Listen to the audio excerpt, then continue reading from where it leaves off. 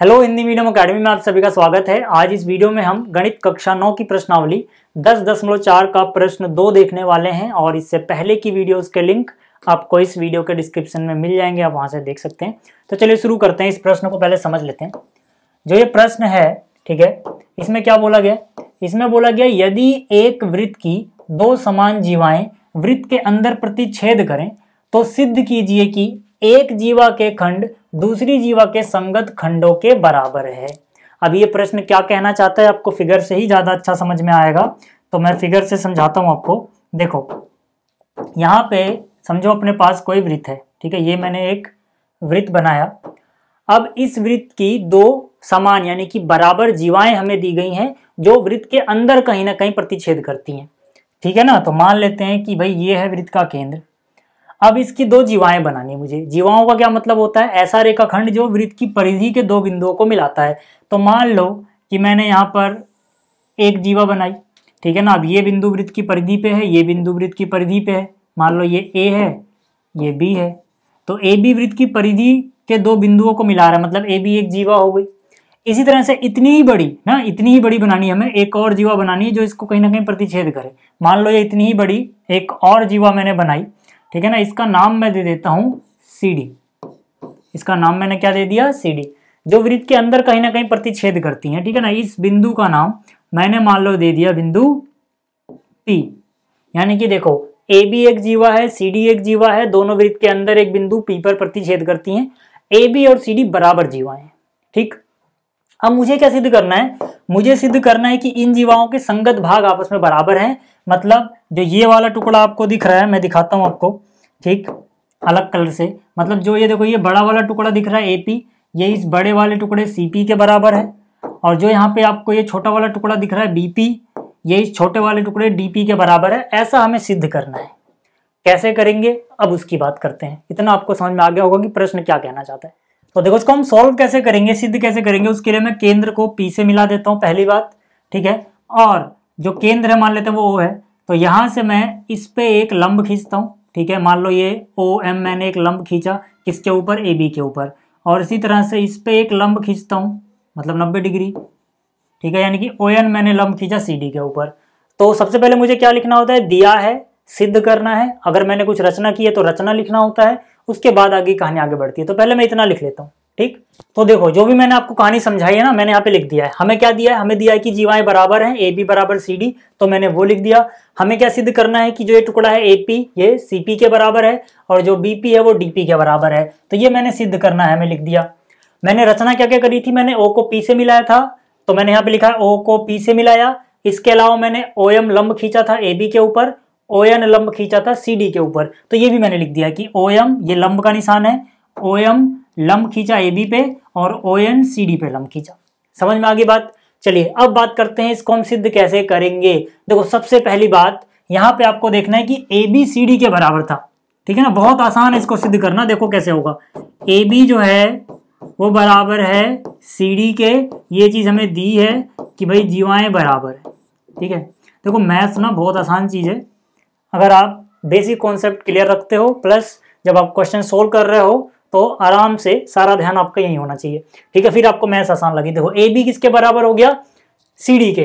अब अगर A B C D के बराबर है तो इनका आधा भी बराबर होगा। यानी कि मैं यहां लिख सकता हूं ए बी डिवाइड बाई 2 और सी डी भी डिवाइड बाई 2, ये भी बराबर होगा क्योंकि ए बी सी डी के बराबर था। तो ए बी का आधा सी डी के आधा के बराबर होगा। सीधी सी बात है, ठीक है। दोनों तरफ 2 से भाग देने पे। तो अब देखो, आप में से बहुत सारे लोग सोच रहे होंगे कि मैंने ए बी और सी डी का आधा क्यों किया, आधा करने से क्या फायदा होगा। देखो, मुझे ए बी का आधा पता है, सी डी का आधा पता है, इसलिए मैंने इनका आधा किया। कैसे पता है? आपने एक नियम पढ़ा होगा जब मैंने आपको इस चैप्टर का बेसिक कराया था कि अगर अपने पास कोई जीवा है, जैसे मान लो ये जीवा है, और केंद्र से हम इस जीवा पे अगर लंब डालते हैं तो केंद्र से जीवा पे डाला गया लंब उसके 2 बराबर टुकड़े करता है, यानी कि उसको समद्विभाजित कर देता है। तो केंद्र से हमने लंब डाला, एम पे जाके मिला, तो इसका मतलब है कि ये वाला जो टुकड़ा है वो इस वाले टुकड़े के बराबर होगा। यानी पूरी ए बी का आधा, चाहे आप एम बी लिखो चाहे आप ए एम लिखो, आपकी मर्जी है। मतलब आपको ए बी का आधा पता है। समझ में आ गई बात? तो इसीलिए मैंने ऐसा लिखा है। तो मैं यहाँ पे क्या बोलूंगा? मैं कह दूंगा कि चलो भाई ए बी का आधा भी हम एम बी लिखते हैं। मैंने क्या लिखा है? ए बी का आधा एम बी। आप कुछ भी लिख सकते हो, चाहे एम बी लिखो चाहे ए एम लिखो, एक तरफ का कोई लिख दो।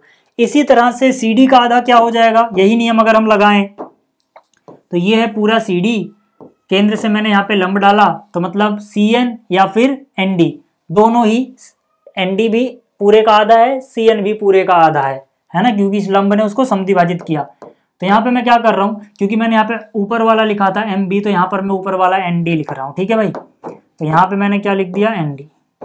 अच्छा, इसका कारण भी तो लिखना पड़ेगा, मैंने आपको समझाया वही यहाँ पे लिखना है। क्या लिखोगे यहाँ पे, केंद्र से जीवा पे डाला गया लंब उसे समद्विभाजित करता है, इसीलिए इसका आधा ये होगा, इसका आधा ये होगा। आपको यहाँ पे सिंपली लिखना है, देखो मैं बोल दे रहा हूँ, आप लिख लेना, केंद्र से जीवा पर डाला गया लंब जीवा को समद्विभाजित करता है, ये लिख देना है आपको। फिर से रिपीट कर रहा हूं, केंद्र से जीवा पर डाला गया लंब जीवा को समद्विभाजित करता है, ठीक है। तो इसीलिए इसका आधा ये हो गया, इसका आधा ये हो गया, ठीक। अब आपको क्या करना है यार, अब मान लो ये है अपनी पहली इक्वेशन, अब इसके बाद हम क्या करेंगे, अब इसके बाद हम क्या करेंगे वो देख लो जरा, ठीक है। इसके बाद अब आपको फोकस करना है दो त्रिभुजों पे। कौन कौन से दो त्रिभुज, ध्यान से देखना, एक त्रिभुज ओ एम पी, ये वाला दिख रहा है, ठीक है, और दूसरा त्रिभुज कौन सा, ठीक है, उसको भी मैं हाईलाइट कर देता हूं, दूसरा त्रिभुज ओ एन पी यानी कि ये वाला। ये दो त्रिभुजों को, ठीक है, फोकस में रखना, ठीक है।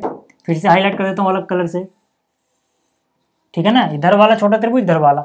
अगर मैं इन दोनों को सर्वांगसम कर दूं तो कहीं ना कहीं ये छोटा सा टुकड़ा MP और ये NP बराबर हो जाएंगे।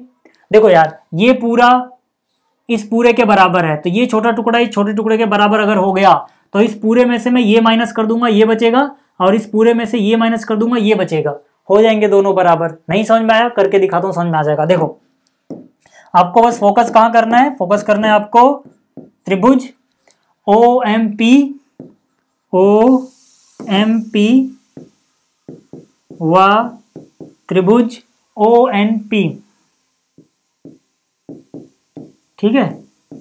यहां पे क्या क्या खास बातें देखो, इस त्रिभुज में कोण M 90 है, उस त्रिभुज में कोण N 90 है, तो मैं यहां पे लिख सकता हूं भैया, यहां का कोण M और यहां का कोण N बराबर है। क्यों बराबर है, प्रत्येक 90 डिग्री है, प्रत्येक 90 डिग्री। यहां तक बात समझ में आ गई।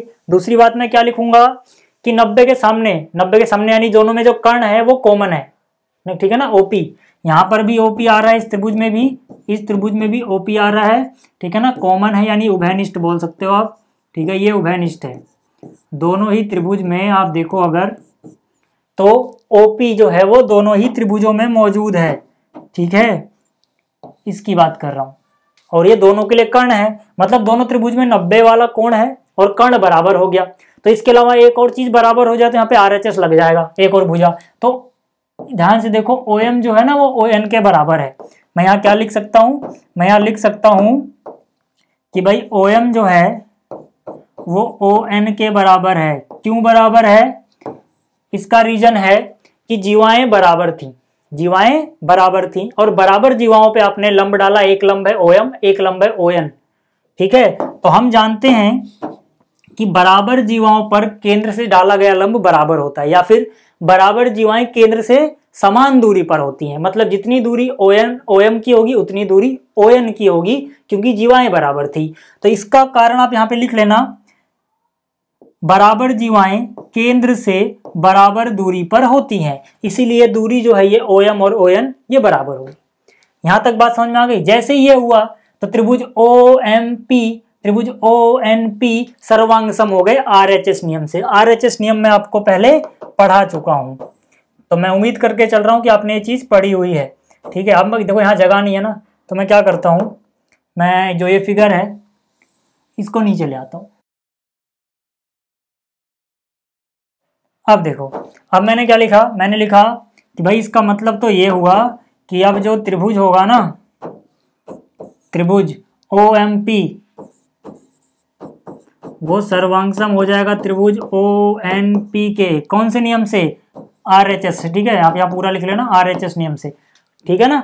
RHS में क्या चाहिए होता है, दोनों के पास 90 का कोण हो, दोनों का कर्ण बराबर हो और कोई एक भुजा, हो गया, ठीक है।